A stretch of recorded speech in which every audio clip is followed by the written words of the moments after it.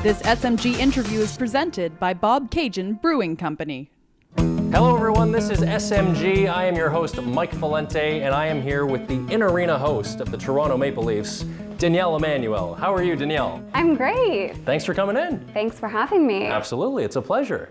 I gotta ask you, when there's 20,000 fans screaming inside the Air Canada Centre, and you're on the mic, you're on the Jumbotron, you're doing your thing, do you ever have moments where you say to yourself, like, wow, not only am I front and center here, but this is the Toronto Maple Leafs we're talking about. This is a big deal. Honestly, I still have to pinch myself. Like, if this is a dream, please do not wake me up. This is real. This is real. I mean, like, I had always dreamed of working for the Maple Leafs, so the fact that I'm here right now, I'm doing what I love, and that is so cliche to say, but I truly do love what I do.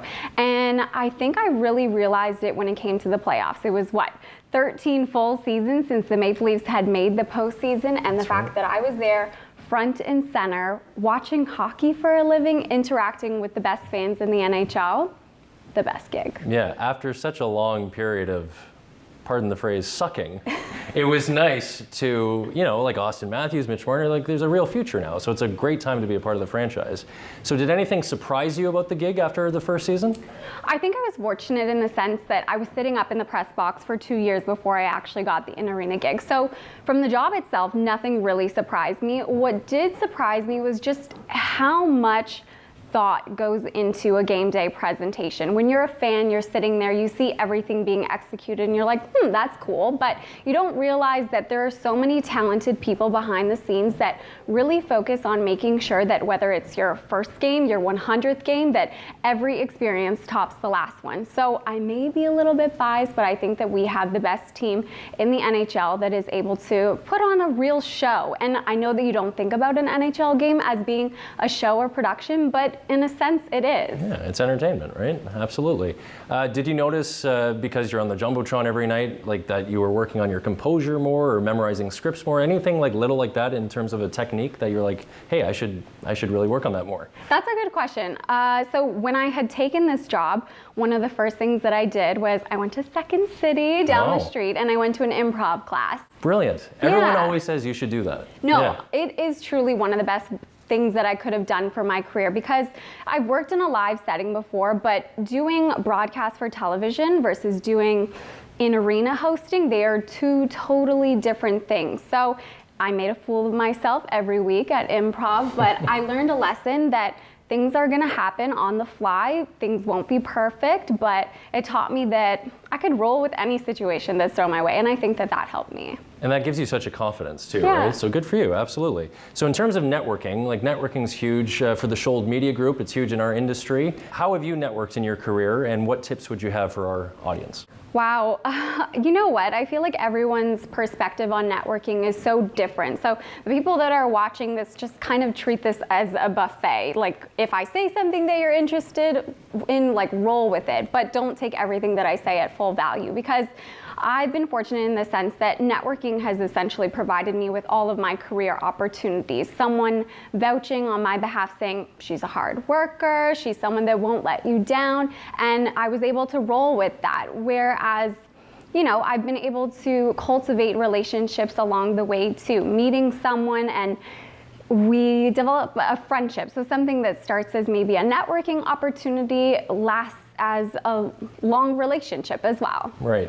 I read you did an article for the Shold Media Group a few years back. Oh my gosh. And I read that today, and I want this in video form now because I think it's a great story. In terms of networking, right? You were still at Ryerson University. You were kind of stuck where you thought your career was going, or you were considering where it should go, and you reached out to someone pretty specific. And this person actually ended up helping you quite a bit. So who was that person, and what's the story? Yeah, good research. Yeah. I reached out to Michael Landsberg. So when I was first getting into the broadcasting industry, I knew what I wanted to do, but I was like, how the heck am I going to get there? And one of my rituals when I came home, whether I could watch it live or PVR it and watch it later, I'd always watch off the record. So I really admired Michael Landsberg. So I thought, okay, if I reach out to him, maybe he'll get back to me. And he did. So he brought me in for an interview, and he was like, so tell me about yourself. And he asked me a lot of thought-provoking questions where I had to come to terms with the fact, am I willing to do everything that it will take to get my dream job? And he was like, well, you moved to Nunavut. And you can attest to that. Like, you had to move to Winnipeg. The climate's very similar. Exactly. Yeah, in Winnipeg, So I was fortunate that I never had to move away. Knock on wood. Maybe eventually I'll have to. But Michael was amazing. He brought me on as an intern after for about 4 months. And every day that I was there, I commuted from Mississauga to Scarborough. And that is a grind because you have to take the bus, the GO train, the subway, every possible thing. And he made it worthwhile, which is cool. And he was someone that you notice that sometimes with talent, they feel that maybe they're a little bit above the production.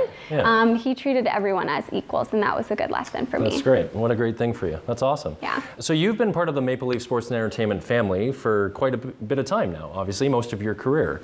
So you've been a TFC reporter, you've been a reporter for the mapleleafs.com website, Leafs TV. Do you have like a favorite aspect of all these jobs? Like what gives you the most satisfaction and joy being a part of that family? That's a tough question because I love something about everything that I've been able to do. TFC, I was the reporter there for 2 years, and that was awesome because I got to travel with the team all across North America. There was the highs, the lows. There were a lot of lows for a long period of time, and that's why I'm so happy for everyone that's covering the team now, because there's something positive that you can talk about every single day. So I love that because at the end of the day, like, I want to be a storyteller and a reporter. So that was amazing. The Leafs gig, I am a reporter, but in a more limited capacity. So I'm always striving to do more there. The coolest part about the Leafs gig is we are so connected to our alumni. So we get to do a lot of stuff with them. I was going to say, you do a lot of stuff away from the rink as well, right? Yeah, exactly. So let's say like leading up to the Centennial Classic, they wanted to find a way to, how could we promote the alumni game? And they were tossing around different ideas, and no one knew that I had played hockey growing up. And I was like, well, what if I go on the ice with Wendell Clark and he teaches me how to do a wrist shot or a slap shot? And they were like, hold on a second, you can play hockey? Like, yes. So we were able to execute that, and those are just little things that you have access to as being a part of MLSE. For sure, for sure. I just want to mention TFC one more time. So that championship game last year, I remember watching that on TV with a friend of mine, and it was a Saturday night. And I said, I never thought I'd be watching soccer over hockey night in Canada, but that's how great the team was. And it really captured the community of Toronto and thusly Canada. So what was it like being a part of that, seeing the rise? After you mentioned like so many lows, seeing that rise and being a part of that, like was that different from hockey? Yeah, I mean, soccer is so unique to hockey. And I think that soccer, especially the players, they're on such a level playing field that they're very approachable. They can relate to every single one of us, and you become connected not only to the team, but the players and their stories too. And I love the fact that we felt like we were in the eye of the storm. We took the city by storm. And I say we just because it felt like I was a part of it, covering the team for so many years. And it didn't even feel real. Like, it was such a storybook ending to this season. Of course, it wasn't the result that we were hoping for, but to see it unfold like that, yes, it was a gut punch that they lost in penalties after Seattle never even registered a shot on net through the whole game. But I think it caught people's attention. They were like, wait a second, all right, soccer is on my radar, just like you were saying. And I think Tim Leiweke put it best when he said that TFC is going to be the first MLSE team that's going to win a championship in Toronto. Perfect. I'm down for that. Any championship, really.